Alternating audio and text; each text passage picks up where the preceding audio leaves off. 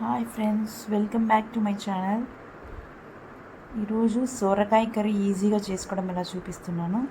First చిన్న చిన్న ముక్కలు కట్ చేసుకొని తర్వాత వేసుకొని సొరకాయ వేసుకున్నాను. తర్వాత ఒక స్పూన్ పసుపు,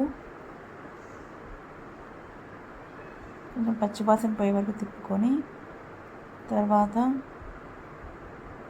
2 టేబుల్ స్పూన్ కారం పొడి వేసుకోవాలి.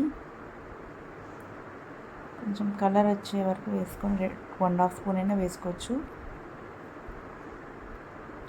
1 స్పూను ధనియాల పొడి,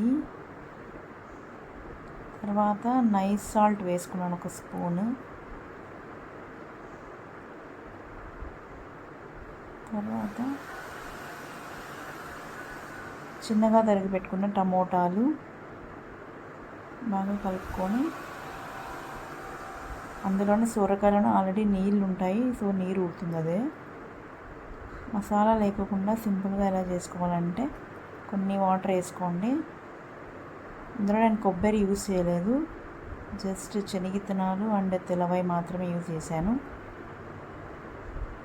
శనగిత్తనాలు కొంచెం దూరగా వేయించుకొని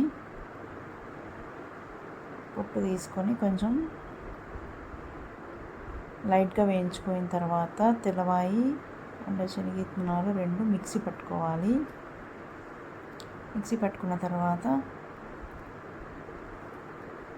పేస్ట్ మాదిరి అవుతుందన్నమాట. ఇది శనగిత్తనాల పొడి మాదిరి అవుతుంది. సో అది యాడ్ చేసుకొని, ఆల్రెడీ వాటర్ అంతా ఉంటుంది కాబట్టి కొంచెం ఈ పౌడర్ అనేది యాడ్ చేసుకొని కలిదిప్పుకోండి. అంతే, సొరకాయ కర్రీ సింపుల్గా రెడీ అయిపోతుంది.